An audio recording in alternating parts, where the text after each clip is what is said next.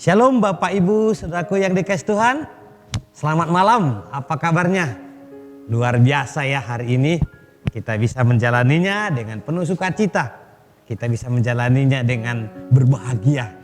Karena memang yang dirindukan Tuhan dan tentu kita rindukan juga adalah kita menikmati hari-hari bersama dengan Tuhan. Seperti apapun itu Bapak Ibu. Sebelum kita beristirahat malam untuk bertidur malam hari ini, saya mau kita merenungkan kebenaran firman Tuhan yang menguatkan kita, meneguhkan kita, mengokohkan kita.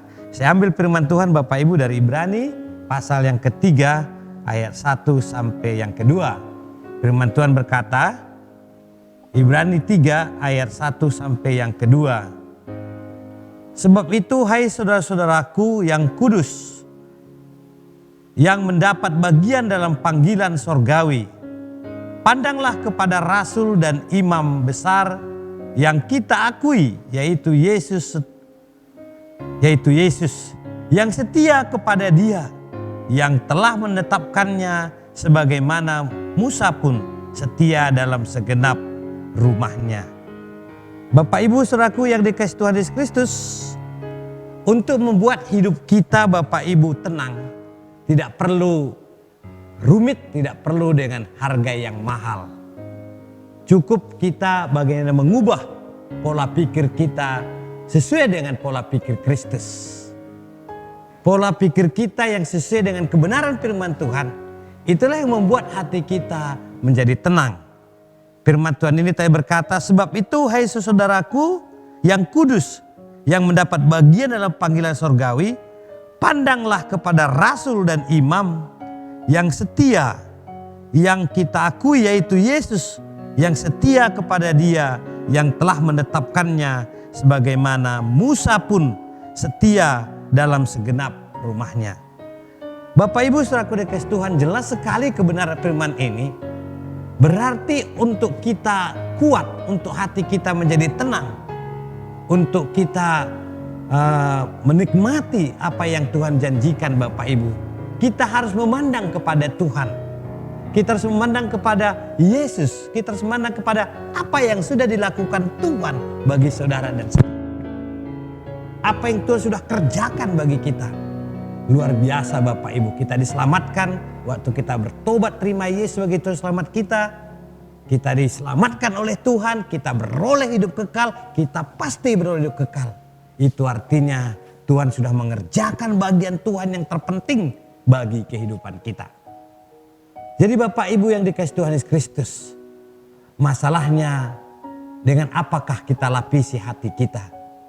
Apakah dengan kekhawatiran, apakah dengan masalah, ataukah kita lapisi hati kita dengan permadani, atau kita lapisi hati kita dengan kulit yang kuat, yang tahan terhadap apapun, ya, kuat dengan apapun masalah yang datang dari luar Bapak Ibu.